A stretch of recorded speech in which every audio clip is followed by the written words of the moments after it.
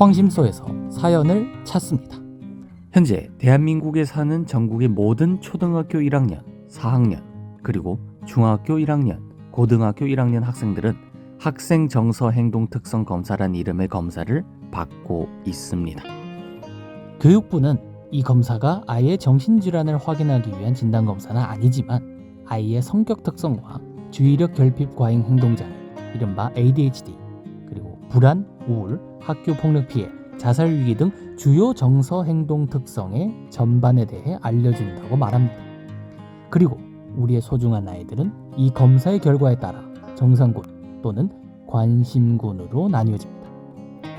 특히 이 검사에서 관심군으로 분류된 아이들은 학교 내 상담실인 위클래스나 위센터 혹은 정신건강복지센터를 거쳐 신경정신과 병원으로 보내져 심리검사와 정신과 진료를 받게 됩니다. 그리고 이 일련의 시스템의 끝자락에서 다수의 아이들은 자신의 의지와는 상관없이 정신과 약물을 권유받고 또 복용하기 시작합니다. 황심소에서는 이런 학생 정서 행동 특성 검사와 관련한 경험을 하신 분들의 사연을 찾고 있습니다. 자녀가 학교에서 학생 정서 행동 특성 검사를 받고 관심군으로 분류되어 담임 선생님이나 위센터 상담사로부터 추가 상담과 검사를 하고 또 이어진 정신과 진료를 통해 아이가 가진 문제를 파악하고 해결하고자 하셨던 분, 또는 주변에 그런 경험이 있는 분들의 사연을 황심소에 알려주시기 바랍니다. 사연을 보내주실 곳은 다음과 같습니다. 이메일 sherlockwhang@gmail.com sherlockwhang@gmail.com 또는 카카오톡 010-3438-2439로 연락 주시기 바랍니다.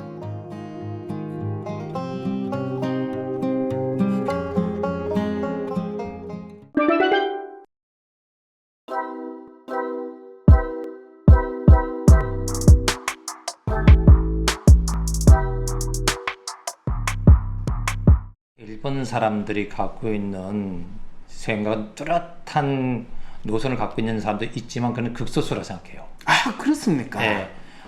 그러니까 오른쪽 왼쪽을 갖고 있는 극소수는 10% 정도. 우리는 한 30, 40 정도. 우리는 보통 이렇게 얘기하잖아요. 30, 40이 가운데 있다고. 우리도 20, 20이고 사실. 물론 일본 같으면 10도 안 될 겁니다. 막 아주 뚜렷하게 내가 오른쪽이다 왼쪽이다. 그럼 10도 안 된다. 맞아요. 네. 맞아요. 5 하면 나머지 이제 90이 안에 있기는데. 그렇죠. 90은 그냥 언제든지 오른쪽으로 가든지 왼쪽으로 갈 수 있는 그렇죠. 시키는 대로 잘 따라갔죠. 네. 네. 정부가 시키는 대로. 네. 그런 상황에서 지금 어떤 이제 빨간 쪽으로 손을 딱 든다든지 아니면 왼쪽으로 손을 든다든지 오른쪽으로 손을 드는데 그 많은 다수가 그쪽으로 확 갈 겁니다.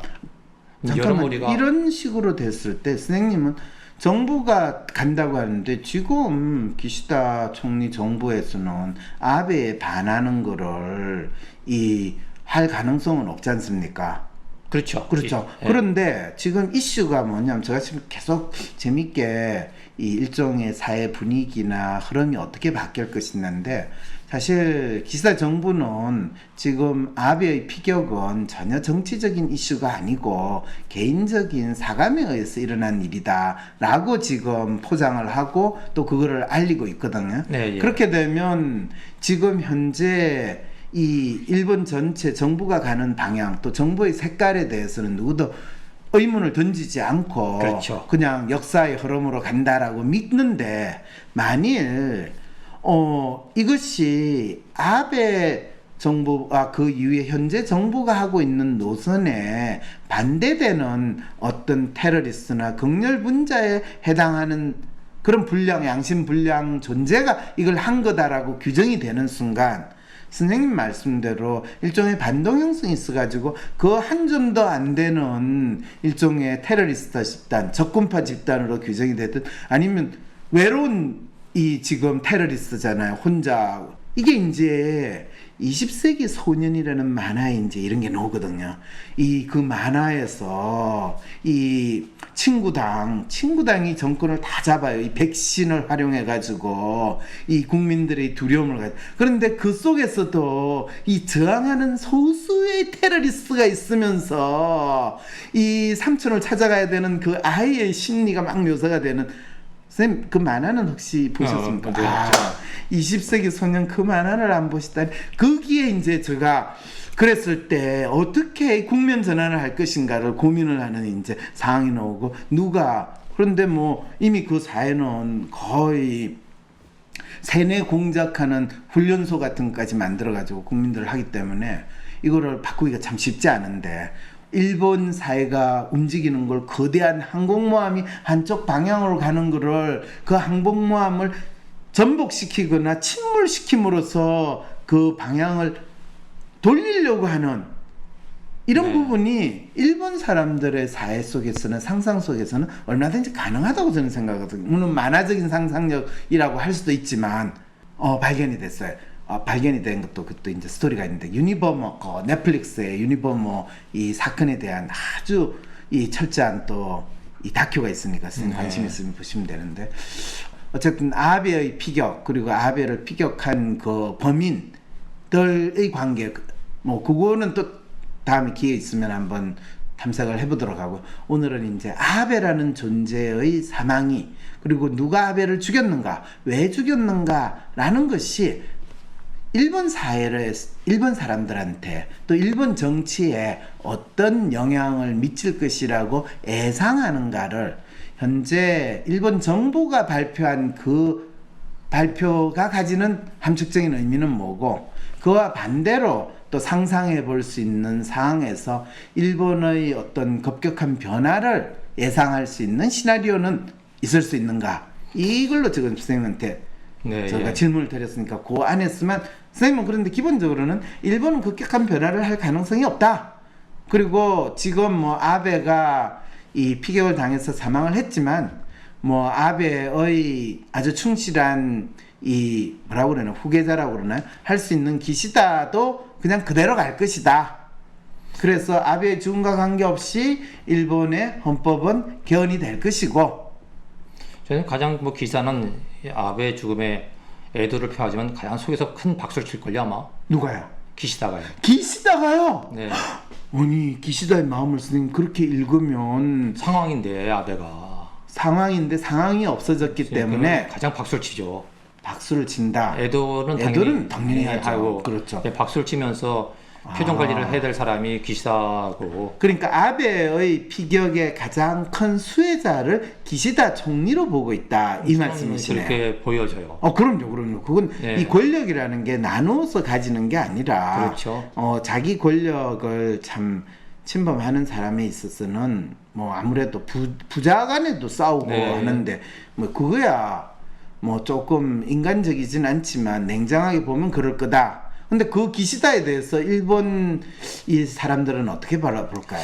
기시다는 일단은 아베 맥을 이어온 사람이니까 좋게 보는데, 네. 기시다는 이걸 최대 활용할 겁니다 아마. 어떻게 활용을 할까요? 그러니까 이제 그 일본 국민을 이번에 이제 아베가 죽으면서 아베에 대한 동정, 그다음에 아베에 대한 희망이 다 있잖아요. 네. 예, 그러니까 부흥의 아이콘으로서 퍼스트 재팬을 만들려고 노력했던 사람으로, 또 일본인을 누구보다 사랑한다고 해서 납치 문제를 가장 강력하게 이야기했던 사람으로. 네. 그것 때문에 이제 아베가 떴기 때문에 근데 후광을 갖고 가야죠, 기시다가.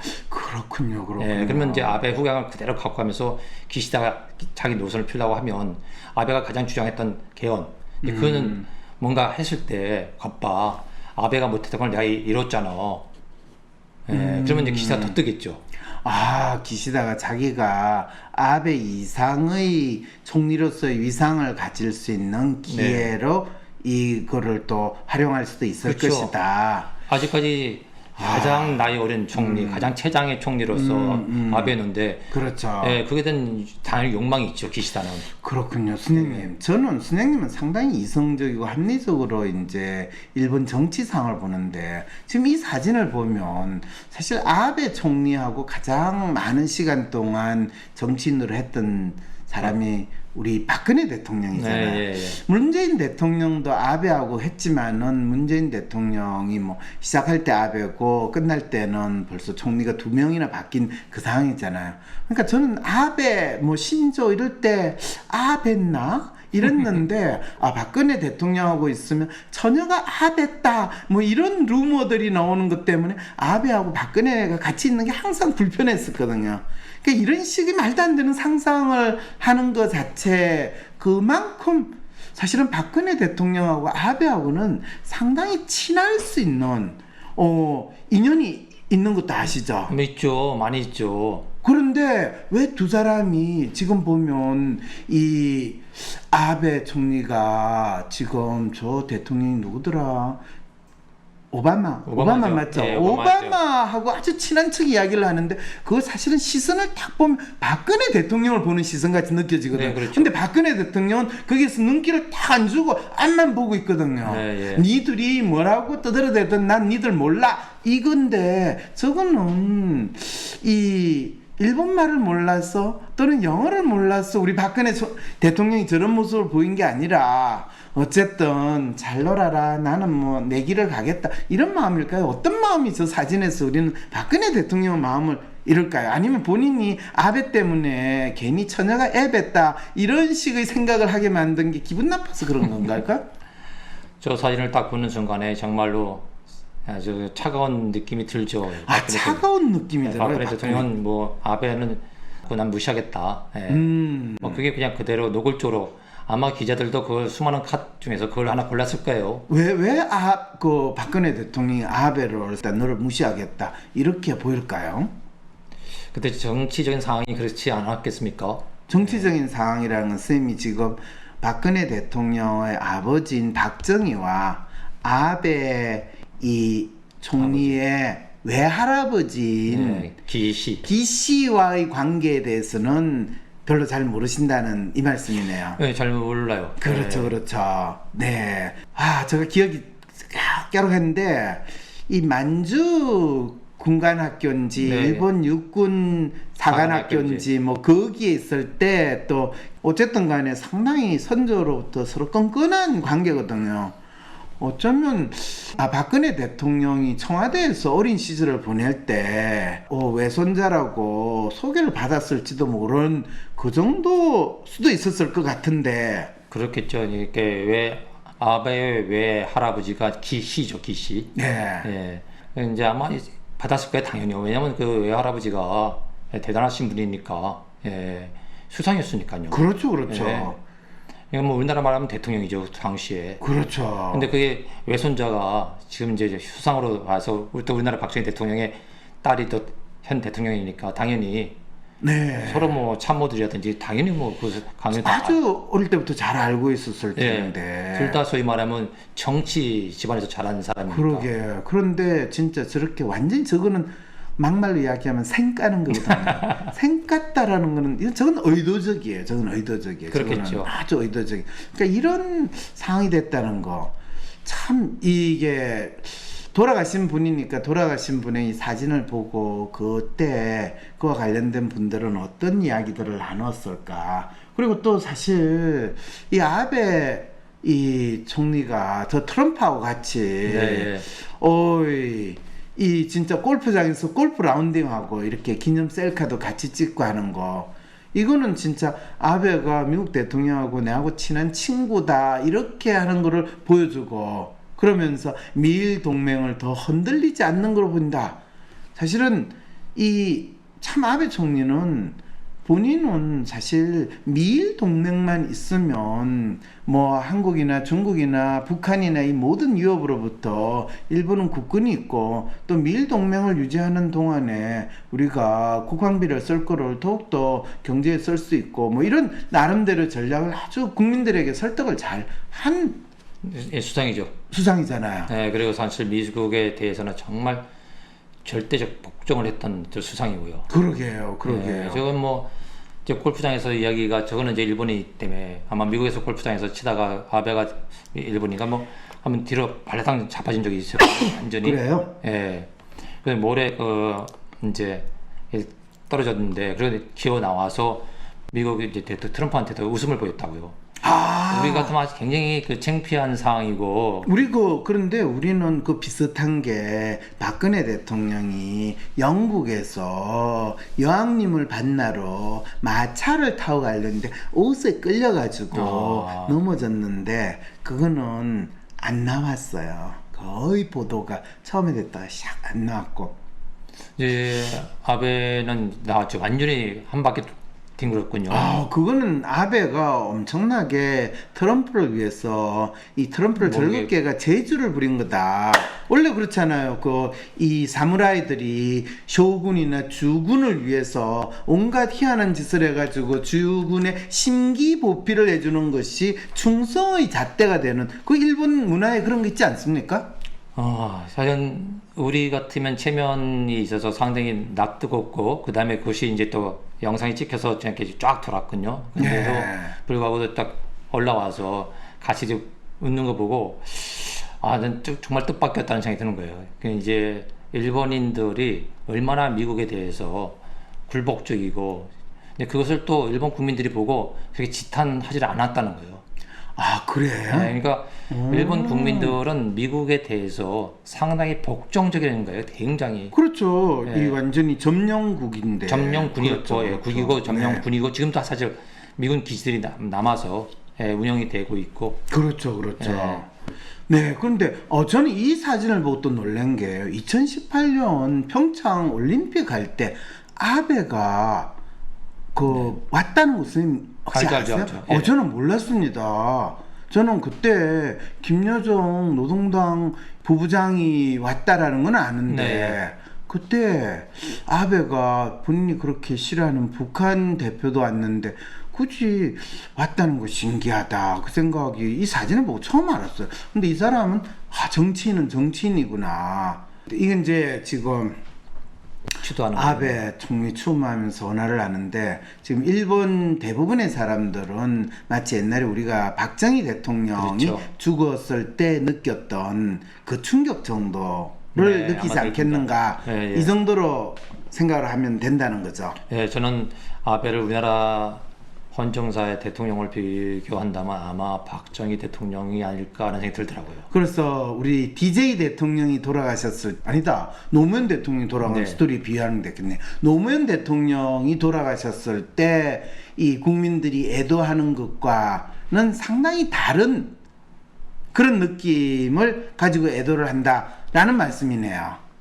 그러니까 일본 국민들은 30년 동안 그 불황 속에서 이제 점점 여러 가지 뉴스를 보면 이제 일본이 더 나쁜 쪽으로 좀 빠져들고 있지 않나. 그런데 사실은 지난 아베가 총리하는 7년 동안은 잃어버린 10년이든 20년에서 다시 살아나는 것처럼 상당히 많이 이야기를 했고 아베가 총리가 끝난 다음에 그게 더 상황이 나빠졌다라는 식으로 지금 일본 스토리를 저는 알고 있거든요. 실제로 네. 선생님도 그렇게 아시고 계시는 그렇죠. 건가요? 예. 그게 사실이군요. 뭐 한 1~2% 좀 올랐지만 아베가 그만두면서 다시 이제 주저앉았으니까. 네. 그냥 그때는 이제 아베가 정말 아베노미스에서 돈을 그냥 부었죠 그냥. 그렇죠. 예, 부었지만 그것이 그다지 지금 그거에 대한 비용을 지불해야 된다라는 그게 더 심한 식으로 입장이 나오고 되는데 있죠.